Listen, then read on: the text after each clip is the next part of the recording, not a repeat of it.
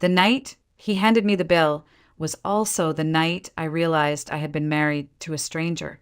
I remember staring down at the white slip of paper, $15,072.83, neatly placed on a linen tablecloth like it belonged there. The wine glasses still shimmered with candlelight, and the guests at Marjorie's birthday dinner hadn't even finished dessert. Logan leaned in, gave me a faint smile, and said softly, "You've got this, right?" And I paid, with a hand that didn't shake, a card I knew was already bleeding, and a heart that had been bleeding long before the bill ever arrived. But it didn't start like this. I met Logan 3 years earlier at a little cafe in the Alberta Arts District. I had just been laid off from a non-profit job that barely paid my bills, but fed my soul. I was drinking the cheapest coffee on the menu, trying to make peace with failure, when he walked in, tall, relaxed, with a crooked smile and a leather satchel that made him look like a wandering poet. "Is this seat taken?" he asked, gesturing toward the chair across from me. I shook my head. "Only if you're allergic to bitter coffee and existential dread," I replied without thinking. He laughed. God, that laugh. We talked for hours about nothing and everything. About why pineapple belonged on pizza. About TV shows that didn't deserve their finales. About second chances and first heartbreaks. By the time the cafe closed, I knew 2 things. He was allergic to cats and I was in trouble. We began dating the way most people don't anymore, with timed conversation and shared silences. He remembered little things. My dislike for cilantro, the exact shade of lipstick I wore when nervous, the way I curled my fingers when I was about to cry but didn't want it. I told myself, this is safety. A year later, he proposed, not with grand gestures, but in the middle of folding laundry. "Marry me," he said, holding up one of my socks. I laughed. "Only if you promise to never bleach my clothes again." And we were married that fall in a small ceremony beneath a row of trembling maple trees, the kind that made you believe the world could still be gentle. We moved into a cozy 2-bedroom rental in southeast Portland, with mismatched furniture and too many bookshelves. Our life wasn't perfect, but it was real, or so I thought. Looking back now, I realized the cracks weren't sudden. They had always been there. Hairline fractures masked by laughter, sarcasm, and scrambled eggs on Sunday mornings. But that was the beginning before the silence, before his mother, before the prenup, before the scent of another woman on his shirt. The first time I met Marjorie Prescott, Logan's mother, she offered me a cookie and a smile so tight it could have snapped her jaw. "Naomi, dear," she said. "So nice to finally meet the woman my son just can't stop talking about." Her voice was honeyed, her pearls gleamed, and her eyes searched me like she was scanning for counterfeit.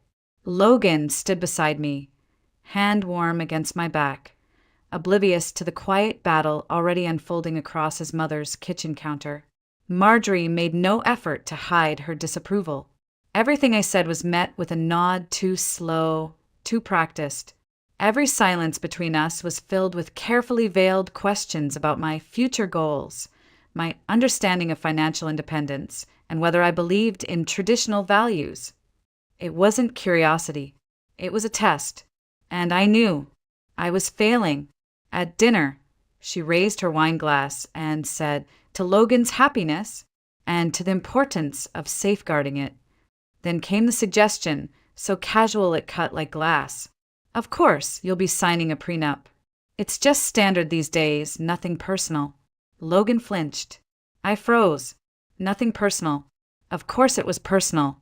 Later that night, in her tiny kitchen, I asked Logan, "Did you know she'd bring that up?" He looked sheepish. "Yeah, I mean, she mentioned it. It's just a precaution, Naomi. She doesn't know you like I do." I stared at him. "Then tell her I'm not after her money." "It's not about that," he said. "It's just easier this way." I swallowed the insult, even though it burned going down. I didn't sleep that night. I thought about how quickly love turned into negotiation, how security meant contracts, how trust had to be notarized. And by morning I had an answer. "I'll sign it," I told them both, standing in Marjorie's spotless living room a week later. But I want one clause of my own. Marjorie raised an eyebrow. If either of us cheats, I said slowly, looking straight at Logan, the cheater pays the other $300,000. No excuses. No loopholes. The room went quiet. Logan blinked, like I'd slapped him. Babe, I'd never. My ex said the same thing, I interrupted, before I found lipstick on his collar that wasn't mine. Marjorie's lips thinned into a line. Well, she said, standing up, I suppose fairness goes both ways. I nodded. Exactly. The papers were signed the next day. Logan looked relieved. Marjorie looked like she'd swallowed a lemon. And me? I walked out of that lawyer's office feeling oddly calm, like I had just placed a loaded gun on the table and dared the future to touch it. Marjorie didn't wait long after the wedding to insert herself into our lives. It started with the weekly calls, just checking in. She'd chirp. Then the surprise visits with her homemade lasagna and judgmental glances. At first, I played along, smiled politely, laughed at her subtle jabs about my decorating style or how I clearly didn't learn to iron growing up. Logan always said the same thing after she left. She means well. But the truth was she didn't. The real pressure began 6 months in. Over brunch one Sunday, Marjorie set her fork down with an exaggerated sigh. Naomi, dear, she said sweetly, I was just thinking, it's been a while now, hasn't it? Are you two planning to start a family anytime soon? Logan coughed into his coffee. I blinked. We've talked about it, I said carefully. It's not something you rush into. She smiled, but it didn't reach her eyes.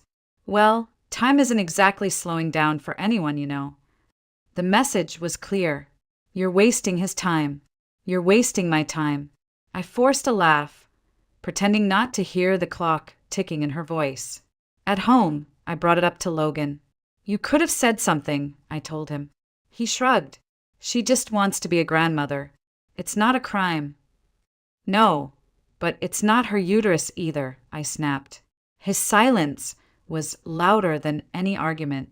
As the months passed, Marjorie's visits became regular and razor-sharp.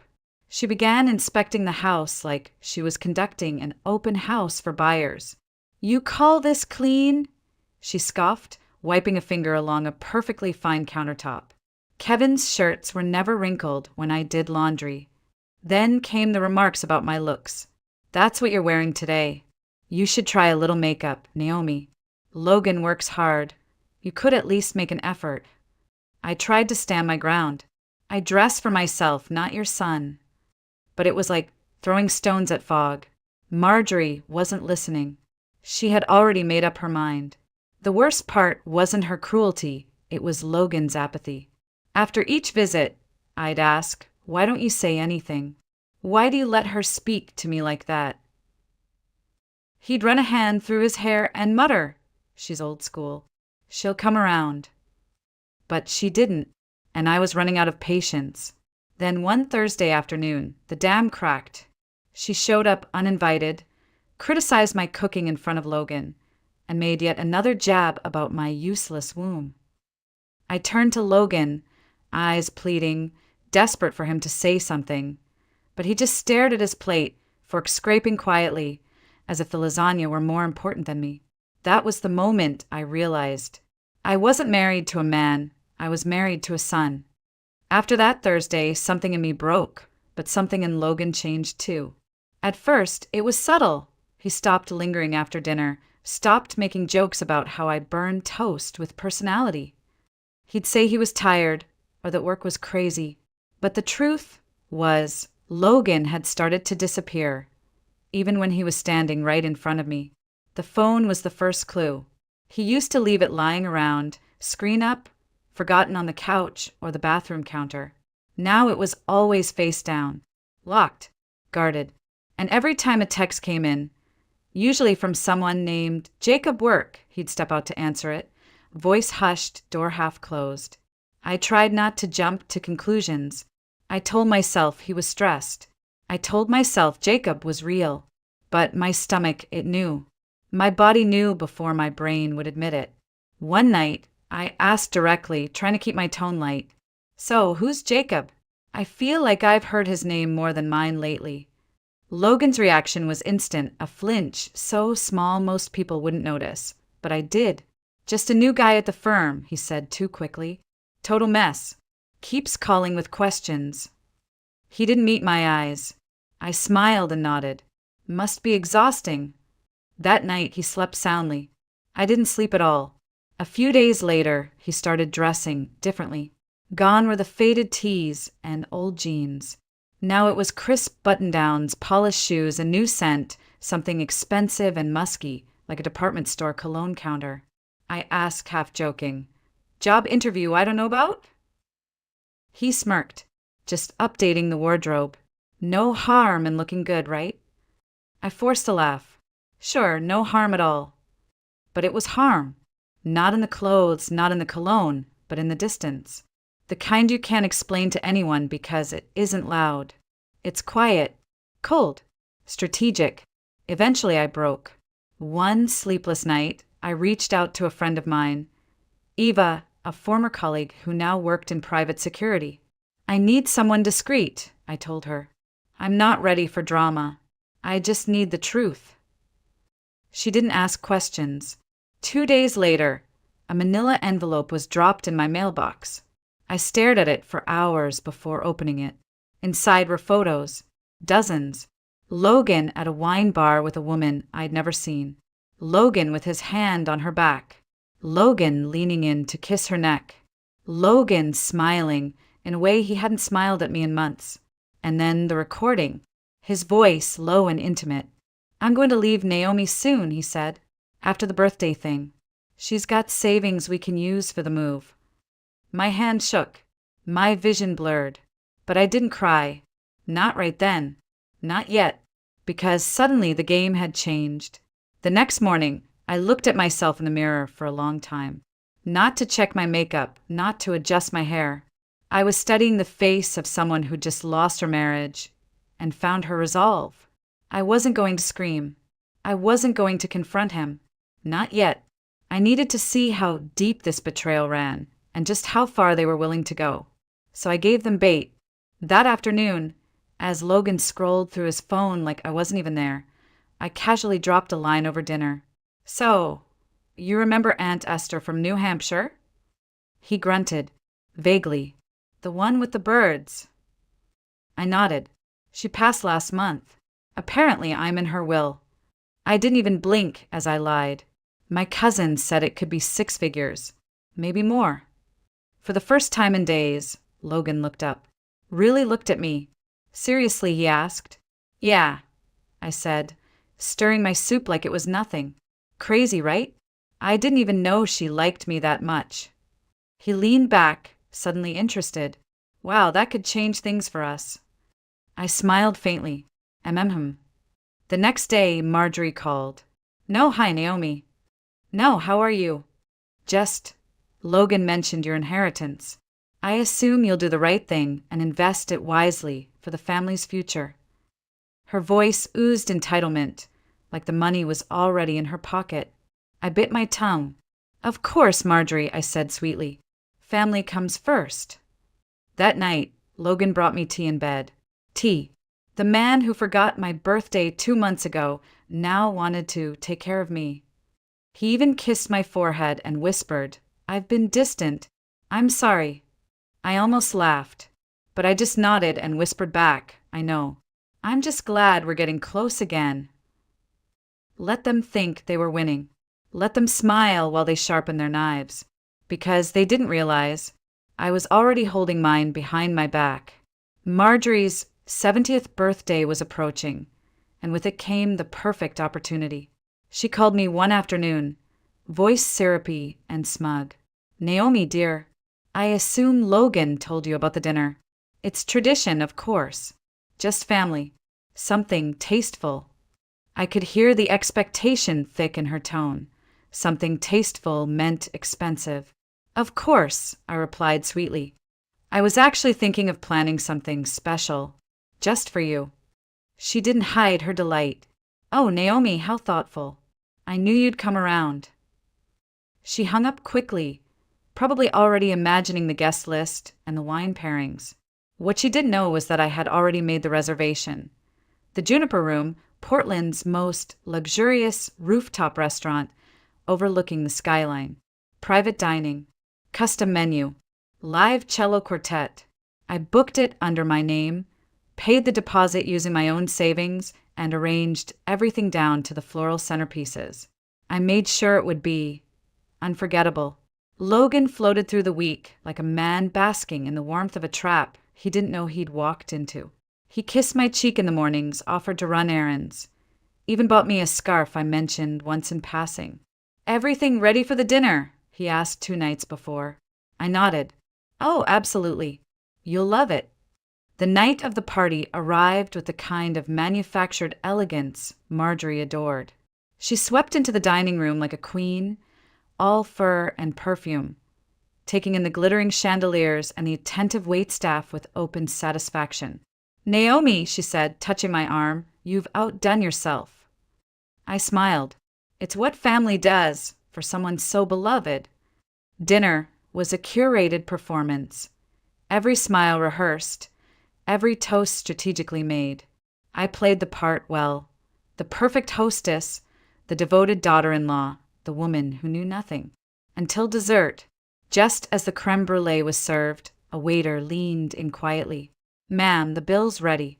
Shall I bring it to your table?" I nodded. "Yes, right here." Logan was raising his glass to say something when I interrupted. "Everyone," I said, standing, "I just want to say how much this night has meant.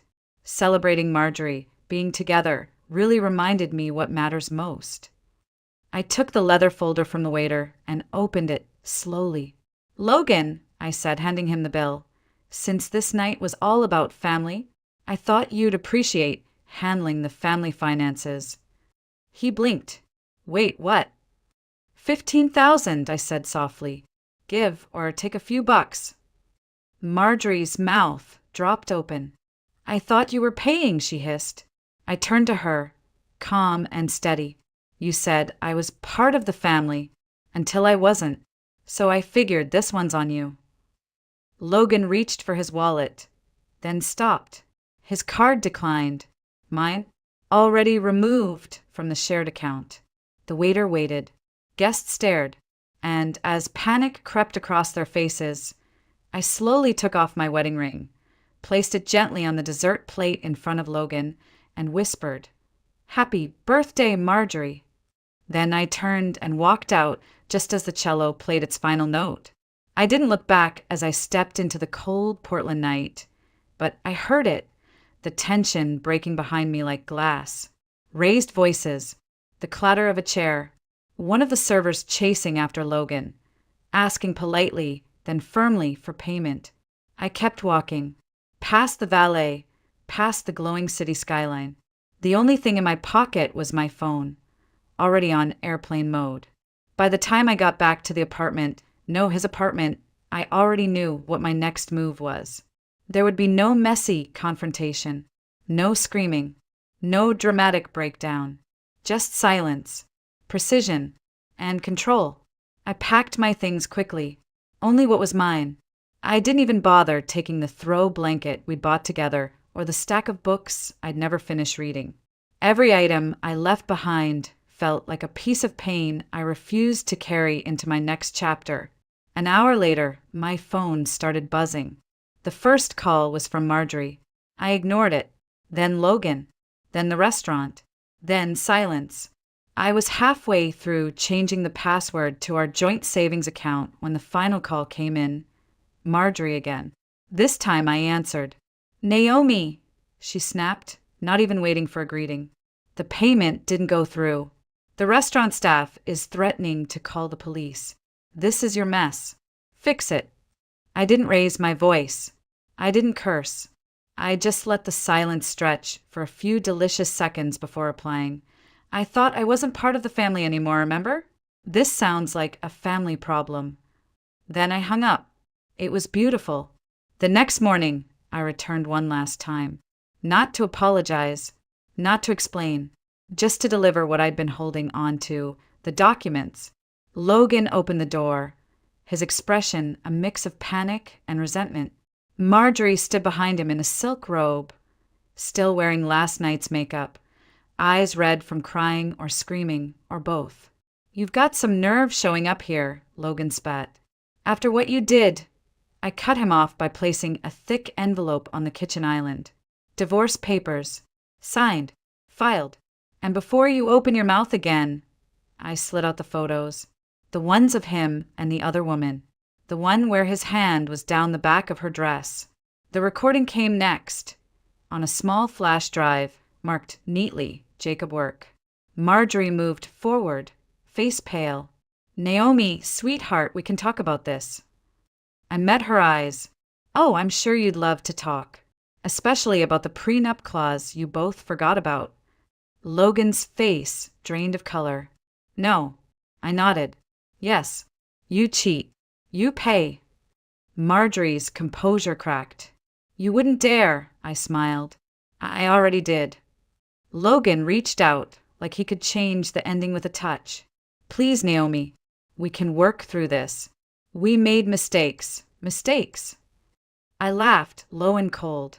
"You drained my savings, fed me lies, paraded me around like a wallet in heels. You didn't make mistakes. You made plans. And now so did I." He sank into a chair, head in hands. Marjorie screamed something about lawyers. I didn't listen. I handed them the final piece, my invoice. $300,000. As agreed. They didn't speak another word as I walked out the front door for the last time, the check in my purse. It wasn't revenge. It was reimbursement, and I wasn't leaving empty-handed. I was leaving free. The check cleared 2 days later. I moved into a small craftsman-style duplex on the east side of Portland. Nothing fancy, but quiet, warm, and mine. There were rose bushes out front, a creaky old porch swing, and a little patch of dirt behind the kitchen where I planted tomatoes, basil, and marigolds. The first night I slept there, I left the windows open and listened to the wind without needing to brace for voices or footsteps or lies. People say healing is a journey. For me, it was silence. Real silence. Not the kind that hides pain, but the kind that makes room for breath. I bought a yoga mat, joined a community garden, learned to make sourdough badly, and laughed at myself when it came out like a brick. For the first time in years, no one was watching me. No one was measuring my worth in chores or children or compliance. I was just Naomi again. I got a job as a project coordinator at a small nonprofit focused on food equity. Ironic, maybe, for someone who had spent the last 3 years serving tea to people who wouldn't pass me the salt without comment. My boss was kind. My coworkers were strange in the best way. And on my second week, someone left a plan on my desk with a sticky note that read, "You're exactly where you're supposed to be." I kept it. It's still there. Marjorie tried to contact me twice. Once through Logan's lawyer, demanding I return a set of silverware. I didn't. The second time was a voicemail. "I hope you're proud of yourself. You humiliated this family." I deleted it before she could finish the sentence. And Logan? Well, I hadn't heard from him directly. But Portland is small and gossip has long legs. One morning at the local cafe, while I was waiting for my latte, I heard my name. Naomi. I turned and saw a woman from our old neighborhood. Her expression danced between curiosity and glee. "Oh my God, I have to tell you, you won't believe what's going on with Logan and that new girl." I sipped my drink and raised an eyebrow. "Still alive, is he?" She chuckled. "Barely. Word is Marjorie hates the new one. They fight constantly. Screaming matches. Someone even called the cops last week." I smiled, slow and real. "Sounds exhausting." As I left the cafe, I didn't feel triumphant. I didn't feel vindicated. I just felt light, like whatever weight had been stapled to my ribs for the last 3 years had finally dissolved into the air around me. They were still living in chaos, and I was finally living in peace. I used to think revenge meant fireworks, something explosive, loud, undeniable. But now I know sometimes the most powerful revenge is quiet. It's waking up in the morning with no dread in your chest. It's sipping coffee without wondering who's lying to you. It's looking around your small, imperfect life and thinking, this is mine. There were nights, after it all ended, when I'd sit on the porch swing with a blanket around my shoulders and just watch the sky fade into indigo. I'd listen to the wind rustling through the trees and think about how easily I could have stayed. How many women do? Stay for the image, for the fear, for the false comfort of familiarity. But I didn't. I stepped into the storm and somehow I found the sun again. My neighbors knew little about my past, and I kept it that way. To them, I was the woman who always brought too much lemon cake to community events, who killed her succulents by accident, who once tried paddleboarding and fell in twice. I liked that version of me. I chose her. One Saturday morning, while I was pulling weeds from my tiny garden, a little girl from down the block road passed on her pink bike. She stopped at the edge of my yard and shouted, "Miss Naomi, your tomatoes are winning." I laughed. Let's hope the squirrels don't hear that. She grinned and pedaled away. It hit me then. This was the life they said I'd never have without them. Marjorie had once warned me, "You'll be nothing without this family."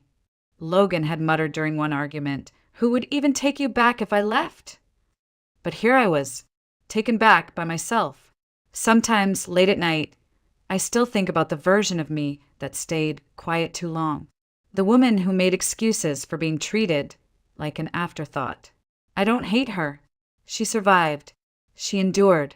And she gathered the strength I now use every single day. If anything, I thank her, because without her, I wouldn't have known what it felt like to choose myself with no apology. A few months after the divorce was finalized, I received an envelope in the mail. No return address, just my name in Logan's handwriting. Inside, a short letter, sloppy rushed. It said I messed up. I miss you. I was stupid. I'm sorry.